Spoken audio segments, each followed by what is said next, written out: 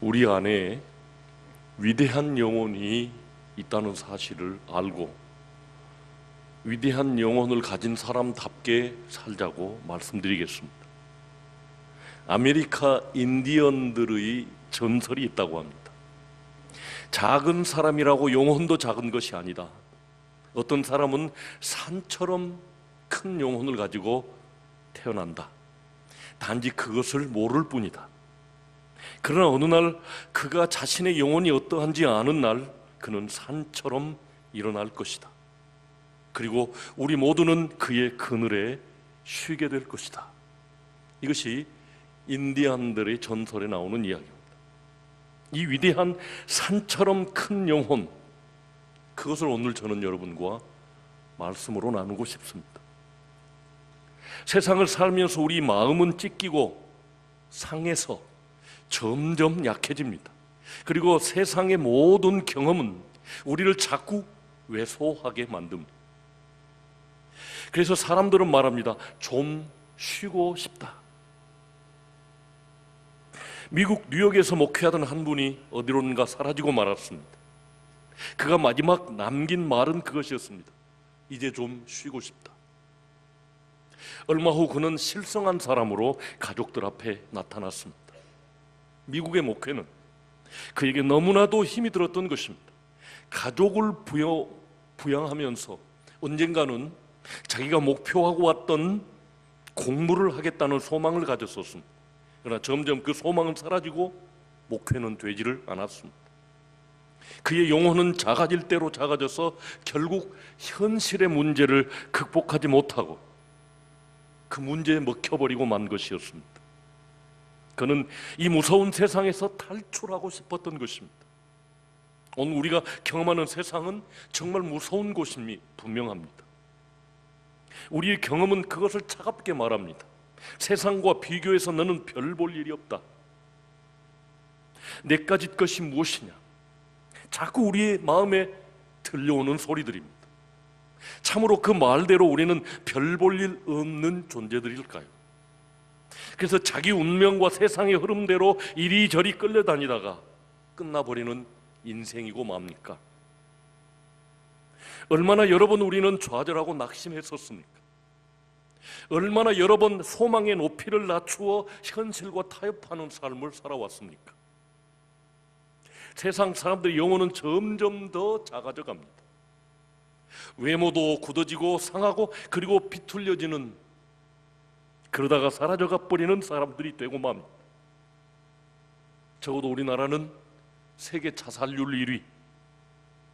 그러나 우리는 이 세상을 이겨야만 합니다.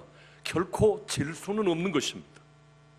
더 이상 세상의 어려운 삶에 찌들러서 쪼들어들 수만은 없습니다. 더 이상 어려운 환경에 휘둘리며 슬퍼하며 작아질 수 없다는 말입니다. 더 이상 당하며 살 수는 없는 것입니다.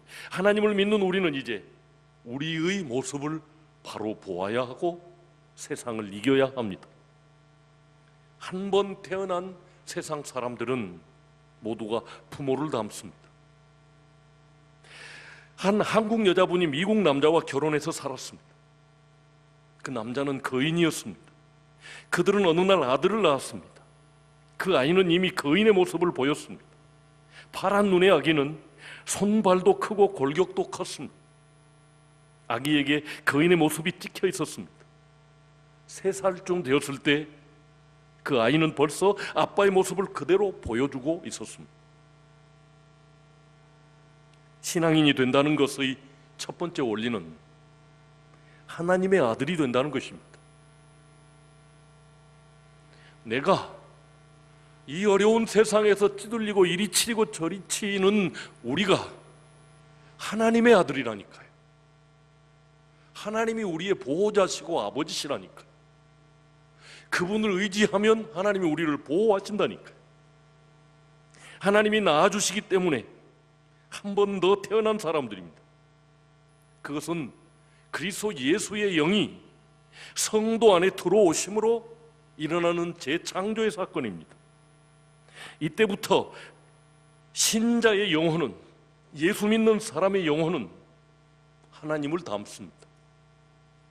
자녀들에게 부모의 모습이 쫙 찍혀 나오듯이 성도들의 영혼은 하나님의 모습이 찍혀 나오는 것입니다.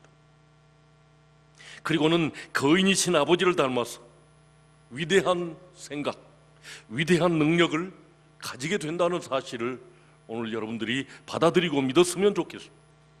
사람들은 성도가 되면 행동거지가 바뀌고, 그래서 그 행동거지에 신경을 써야 된 줄로 압니다. 술 안 먹고 담배 안 피우고 거짓말 안 하고 나쁜 짓 안 한다. 만약 그렇지 못하면 엉터리 신자로 비판을 받게 될 것이라고 두려워합니다. 성도들 대부분이 그런 생각을 가지고 신앙생활합니다. 그래서 그 기준이 미달될 때는 괴로워하며 회개도 하고 다시 안 그렇게 살게 해달라고 기도도 합니다. 기준이 온통 외형적인 행동에 맞추어져 집중되고 있습니다. 하나님의 아들들에게는 행동거지보다 더 관심을 써야 할 것이 있습니다. 그것은 외형이 아닙니다. 어떻게 선한 행동, 복받을 행동을 하느냐가 아니라는 말입니다. 남들이 나를 성도로 보느냐, 그렇지 않느냐도 아닙니다. 가장 관심을 쓸 대상은 내 자신의 영혼입니다. 하나님의 관심은 우리의 외적인 안녕이나 잘됨이 아닙니다. 우리의 영혼이 잘됨입니다. 외적인 번영은 거기 맞추어 저절로 일어나는 부수적인 것입니다. 우리 영혼이 잘되면 자연스럽게 우리의 육신의 삶은 잘되게 되어 있다는 말씀입니다. 자기의 영혼에 어떤 관심을 쓸 것입니까? 첫째는 아는 것입니다. 내 영혼이 어떤 영혼인가를 아는 것입니다. 둘째는 위대한 영혼이라고 하는 사실을 생각하는 것입니다. 나는 십자가에서 죽고 내 안에 하나님이 넣어주신 하나님의 영, 새로 창조하신 내 영혼이 위대하다는 것을 알고 그 영혼대로 생각하는 것입니다. 사람들은 신앙은 경험이라고 말합니다. 그러나 신앙의 진리는 아는 것이지 경험하는 것이 아닙니다. 주님께서 너희가 내 말에 거하면 참 내 제자가 되고 진리를 알지니 진리가 너희를 자유케 하리라 라고 말씀하셨습니다. 알기 위해서는 그분으로부터 들어야만 합니다. 그리고 들은 사실을 믿어야만 합니다. 믿음은 들음에서 나기 때문입니다. 우리가 무엇을 안다는 것입니까? 우리가 복음을 듣고 믿을 때 하나님의 영이 우리 속에 오셔서 우리를 살렸고 계속해서 살리실 것입니다. 하나님의 영이, 천사들에게도 주지 않는 하나님의 영이 우리 속에 주어졌다는 것입니다. 이것만으로도 위대한 것입니다. 우리는. 그리고 그 영을 받은 사람들은 하나님이 책임져 주십니다. 이것을 알아야만 합니다. 그래서 하나님이 우리의 영혼을 다시 낳아주셨다는 말입니다. 우리는 이렇게 하나님을 닮아서 위대한 영혼을 가지게 되었습니다. 이것처럼 놀라운 소식은 없습니다. 비록 우리가 작은 몸일지라도 우리 몸 안에 우리의 영혼은 하늘만큼이나 크고 위대합니다.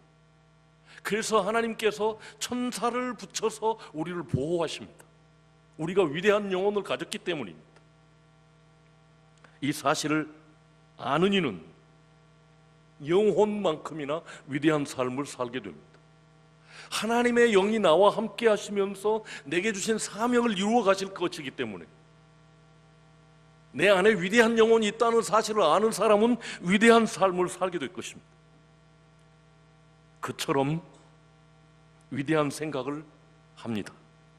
그처럼 위대한 꿈을 꿉니다. 그러한 능력이 있음을 압니다. 하나님의 아들로서 세상을 살아갈 것이기 때문입니다. 그에게 더 이상 선을 행하고 악을 피하라고, 그리고 사랑을 가지고 살라고 말할 필요가 없습니다.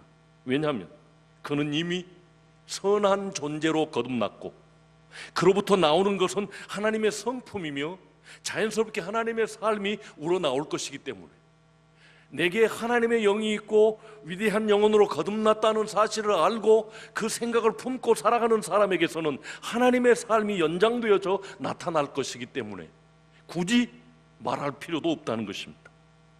하나님이 낳으신 영혼은 세상 사람들의 영혼과는 근본적으로 다릅니다.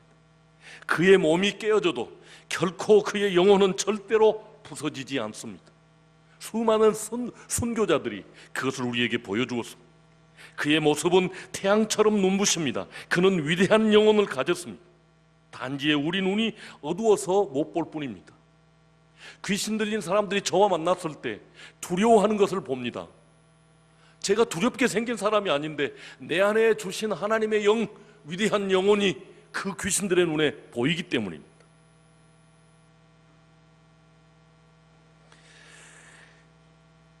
이렇게 위대한 영혼을 본다면, 그 위대한 영혼을 내가 가지고 있다는 사실을 안다면 거짓말하지 말라, 11조 떼어먹지 말라, 교만하지 말라, 남의 욕하지 말라는 말이 사실상 무슨 필요가 있겠습니까? 말 안 해도 나는 위대하게 살아야 된다는 생각을 알 것이기 때문입니다.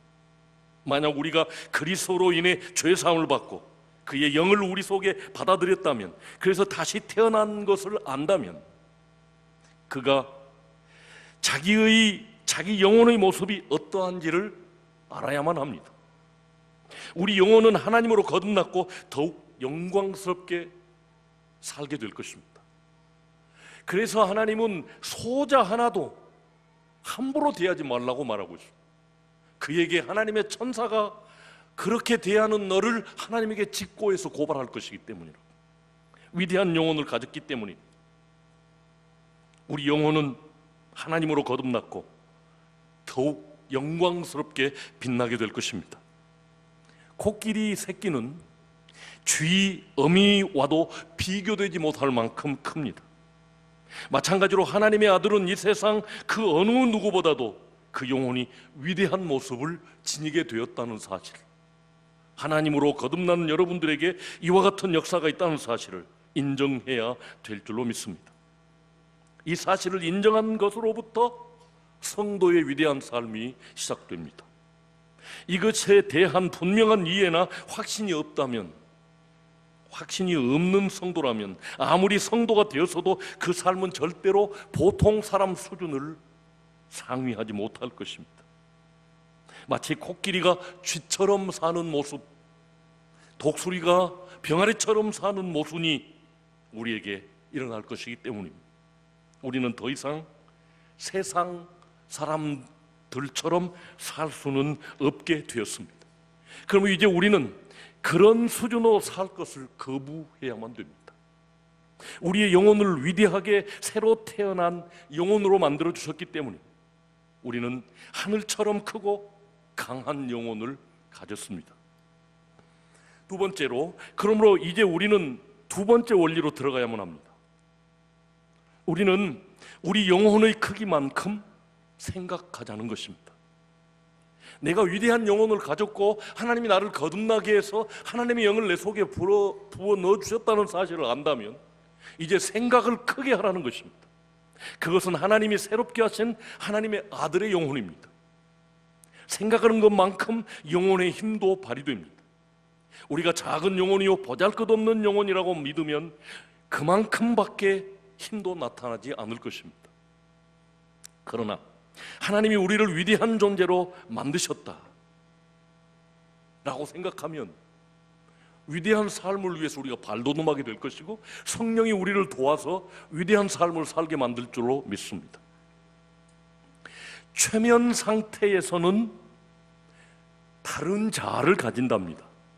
멀쩡한 사람이 지금 춥다 그러면 춥게 느끼고 가난하다 그러면 가난하게 느끼는 것입니다.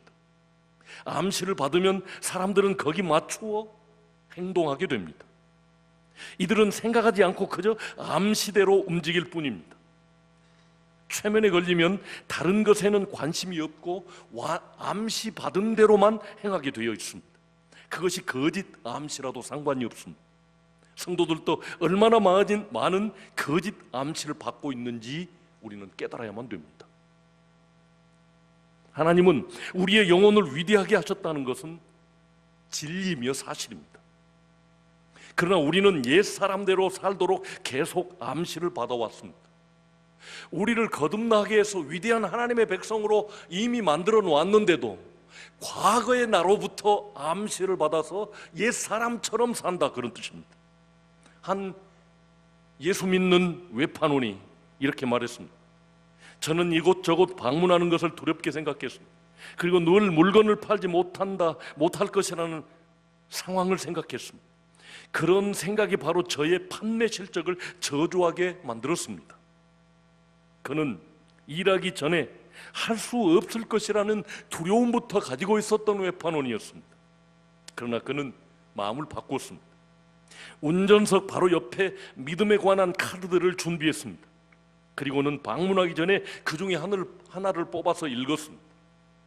믿는 자에게는 결코 능치 못함이 없다. 하나님이 우리를 위하시면 누가 우리를 대적하리요. 이러한 말씀들이 그의 영혼에 능력을 주었습니다. 이것은 암시가 아니라 진리의 사실들을 말해주고 있었습니다. 그는 자신감 속에 승리하는 삶을 살게 되었습니다. 어느 대학의 학생 600명에게 설문을 주었습니다. 각자가 당면한 가장 어려운 문제가 무엇인가를 질문했습니다. 75%가 자신감이 없다고 대답했습니다. 이것이 일반적인 사람들의 비율이라고 합니다. 100명 중에 75명은 자신감이 없다고 생각한답니다. 어디서 사람들을 만나건 간에 거의가 내면적으로는 두려워하고 생활에 쪼들려 살고 있습니다. 적응을 잘 못하고 불안하고 자신의 능력에 자신이 없습니다. 실력을 알아주지 않거나 실력으로 되지 않을 것이라고 미리 생각합니다. 사람들은 늘 막연하고 불길한 두려움에 사로잡혀 있습니다. 그것은 일이 제대로 되지 않으리라는 두려움입니다.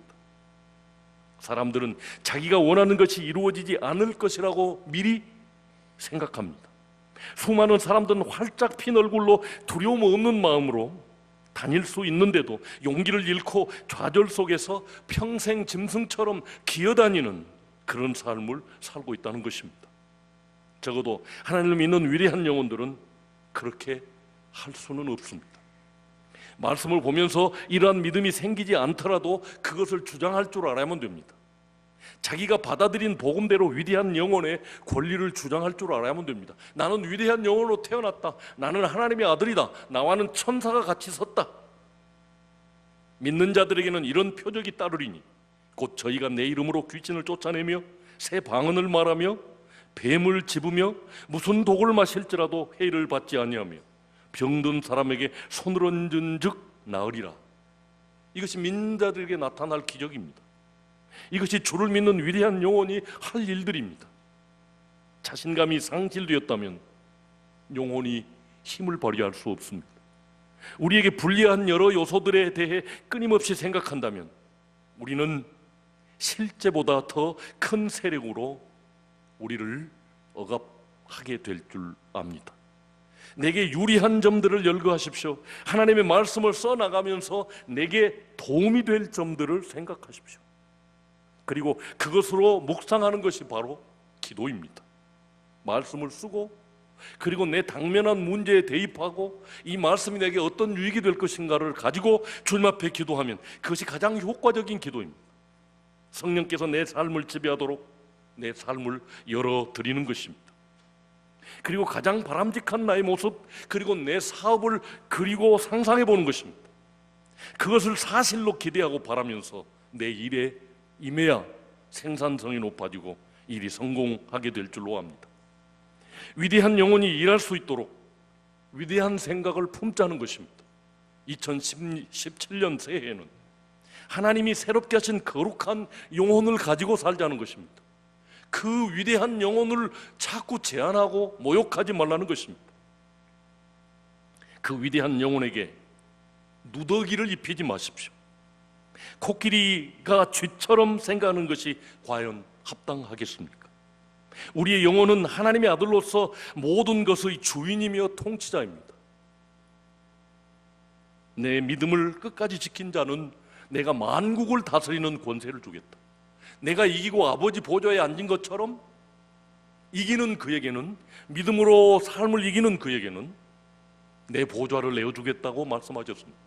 우리는 하나님의 아들들입니다. 세상을 다스리고 섬기고 통치해야 될 분들입니다.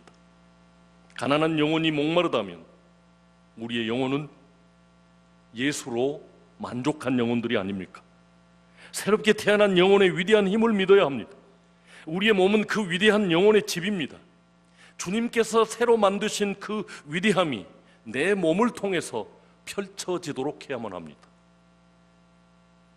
그가 병자를 만지게 하고 도움이 필요한 사람을 섬기게 합시다.